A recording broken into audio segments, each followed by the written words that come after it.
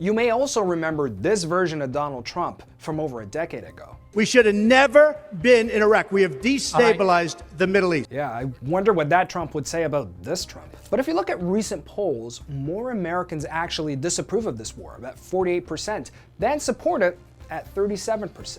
But Republicans are still largely sticking by Trump. About 76% of Republicans support the war compared to just 11% of Democratic voters. And what about MAGA? Well, the numbers are even higher.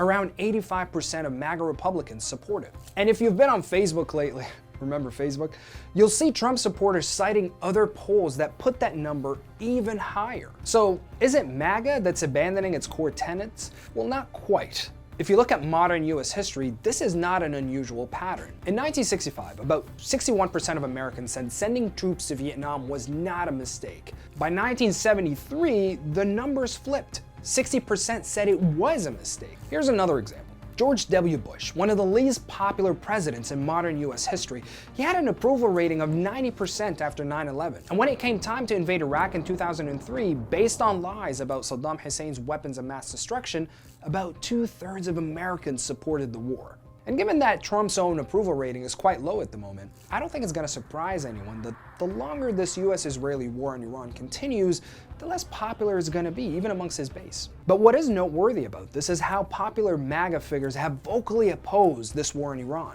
This happened because Israel wanted it to happen. This is Israel's war. This is not the United States' war. And this feels very much, to me, like it is clearly Israel's war. We're a year in, and we're in another fucking war. And remember, this is Marjorie Taylor Greene, who used to be one of Trump's most loyal allies before they fell out over Gaza and his handling of the Epstein files. And it's not like the criticism isn't getting to Trump. He's famously rebuked MTG Online before, and for Tucker Carlson's comments, well, he kicked him out of the MAGA movement apparently. And even if we are still going with the argument that Trump's core base is still with him, having these influential figures inside MAGA publicly oppose him like this shouldn't be dismissed. It's like losing some of the movement's biggest megaphones. And if you're still asking about the movement, there are attempts still being made to sell this war to Trump's base. Just listen to Lindsey Graham. When this regime goes down, we're going to have a new Mideast. We're going to make a ton of money. Now, Trump is already calling this war in Iran a short-term excursion. But that might say more about the political pressures he's facing than the realities on the ground.